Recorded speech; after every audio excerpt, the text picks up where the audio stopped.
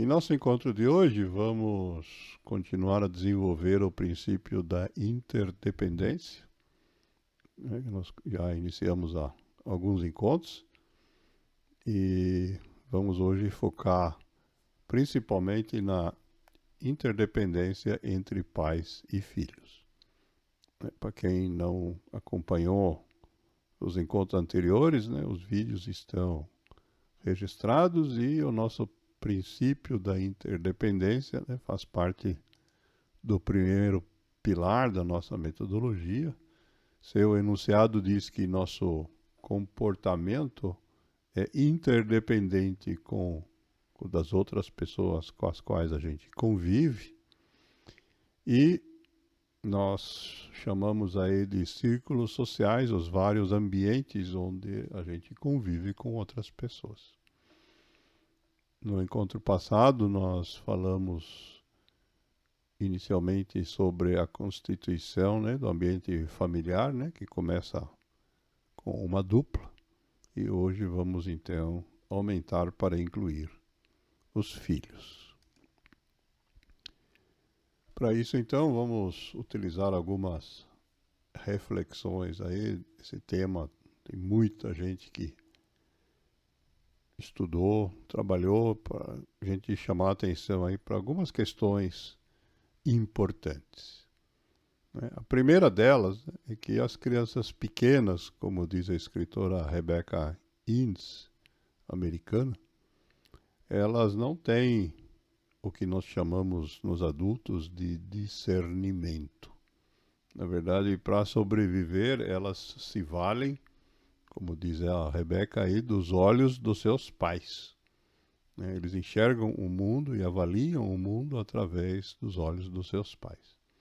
Isto é, mesmo naqueles casos quando os pais têm comportamentos que a gente acha inadequados para serem pais, ainda assim as crianças elas acabam seguindo essa regra e, surpreendentemente, amando seus pais, porque dependem deles, né? Essa condição, na verdade, para sobrevivência, né, de quem não tem discernimento. Precisa estar bem com quem o mantém. E é por essa razão, né, que a Rebeca, então, conclui dizendo que a maneira como você fala com eles, né, como os pais falam com as crianças, é a maneira como eles falam consigo mesmos. Isto é, a forma como as crianças recebem a sua comunicação dos pais é o que vai formar aquilo que nós chamamos do diálogo interno, ou, se vocês quiserem, né, dos macaquinhos que ficam nos nossos ombros. Né? A voz desses macaquinhos, na verdade, nasce com as palavras dos nossos pais, enquanto a gente sequer tem consciência disso. Uma outra forma de dizer isso é essa reflexão do professor Haim Hinot, israelense, que diz que as crianças são como concreto molhado. Tudo o que cai sobre eles deixa marcas, independentemente de se for coisa boa ou nem tanto. Essa mesma questão abordada pela educadora suíça Ariadne Brill, que diz que a forma como tratamos nossos filhos afeta diretamente o que eles acreditam sobre si mesmos. Essa afirmação vai além, né, dessa fase inicial do concreto molhado. De fato, né, nós influenciamos eles na formação ao longo de todo o tempo aí de infância e adolescência. E mesmo produtores de comédia, como o Bob Keeshan, né, um americano aí, talvez vocês reconheçam pela foto, é famoso aí no pós-guerra nos Estados Unidos, que diz que os pais são modelos fundamentais para as crianças. Cada palavra, movimento e ação tem um efeito. Nada passa desapercebido. Nenhuma outra pessoa ou força externa tem maior influência sobre uma criança do que os pais. É por isso que essa relação é tão importante, né? E citando mais uma vez o professor Hinot, diz que se você quer que os seus filhos melhorem, isto é, evoluam ao longo do tempo, então é para eles ouvirem as coisas boas sobre eles que você diz aos outros. Muitas vezes, no afã de, entre aspas, educar, a gente acaba levando a uma situação de só chamar a atenção quando a gente acredita que eles erraram e não expressa nesse diálogo aquilo que eles fizeram corretamente. Essa sabedoria antiga, né? Shakespeare já disse que sábio é o pai que conhece o seu próprio filho, né? A gente precisa ter uma certa sensibilidade para compreender o que se passa na cabeça deles. E virando aquilo que é a máxima popular aqui, o escritor americano contemporâneo Andy Smithson diz que o sinal da boa paternidade não é o comportamento da criança. Isto é, o bom pai não se manifesta através de uma criança educada, entre aspas.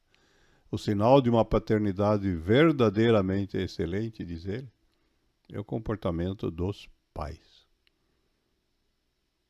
A gente precisa olhar, na verdade, para quem tem nesse processo aí de interdependência uma maturidade, um processo mais longo de vida e, de fato, uma responsabilidade muito maior nesse processo do que as crianças. E, nesse sentido, temos aqui mais alguns pensamentos de educadores contemporâneos. A Kelly Bartlett, que é americana, diz que devemos substituir uma meta de obediência por uma de conexão e confiança. Na formação da educação, como a gente conhece hoje, o sistema escolar, foi simultâneo aí à industrialização no século XIX e a formação do que a gente conhece hoje como Forças Armadas, né? Esse modelo tradicional, ele tem muito essa palavra obediência, né, como parte daquilo que é considerado desejável. O que ela está nos dizendo que no mundo moderno nós devemos modificar essa obediência por conexão e confiança. E ela explica. As crianças são atraídas a seguir aqueles com quem estão emocionalmente conectadas.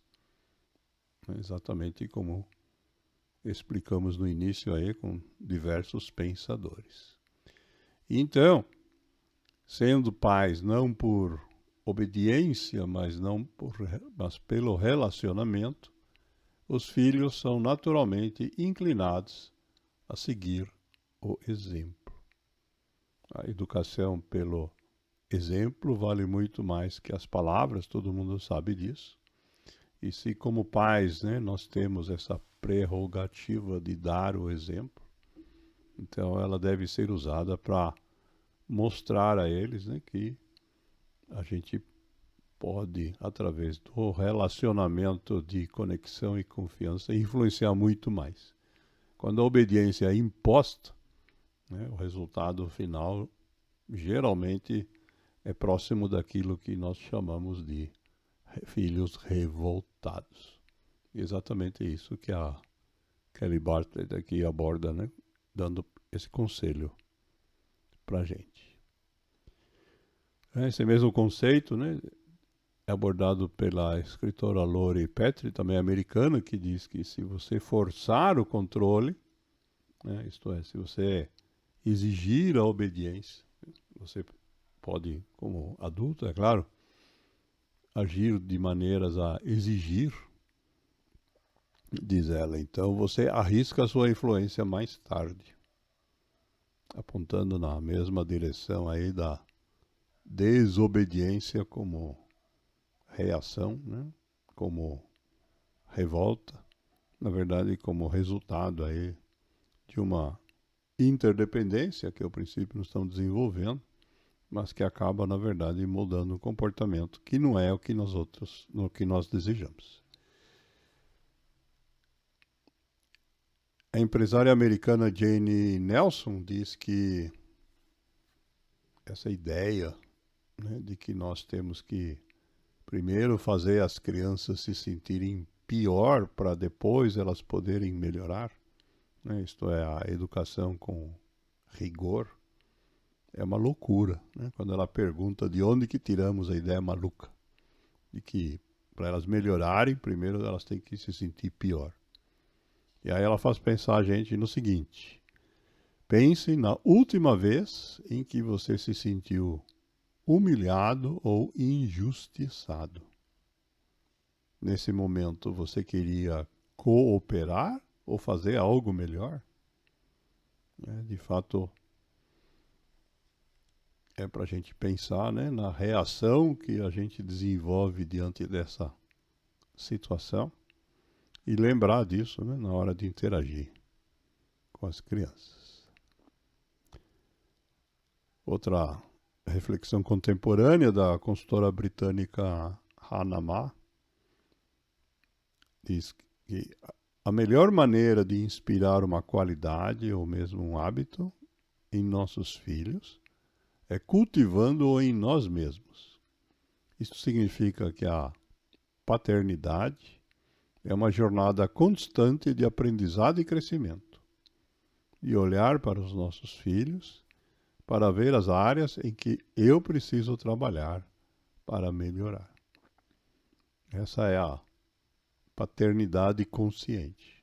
Se a gente vai querer ensinar pelo exemplo, então nós temos a obrigação de, observando o que falta para eles, ter a capacidade de desenvolver isso na gente, para poder darmos o exemplo.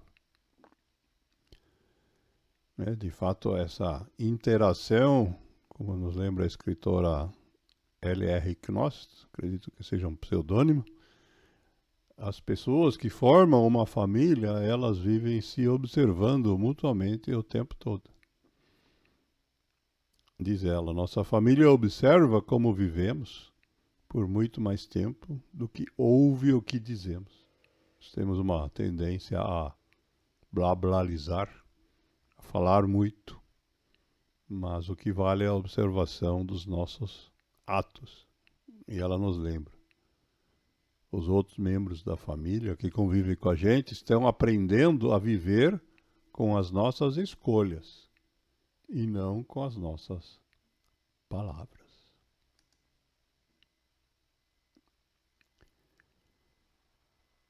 Outra autora que já citamos em outras oportunidades, a coach canadense Darlene Ouimet, nos lembra ainda que quando esse processo falha na infância, né, nós passamos a ter o risco, né, de desenvolver adultos com dificuldades. Diz ela, devido às consequências de tentar ser ouvido quando criança, muitos adultos não conseguem correr o risco de se manifestar quando adultos. Isto é, quando os pais não dão ouvidos à criança, acabam de alguma forma criando um adulto que tem receio de se expressar. O medo das consequências é quase debilitante.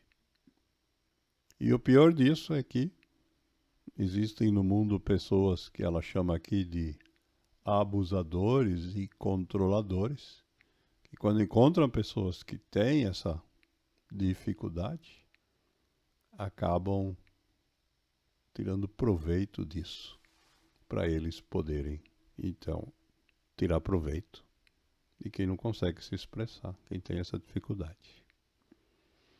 Essa dinâmica, né, que a gente não gostaria de deixar para os nossos filhos. Essa é a importância, então, dessa interdependência na família.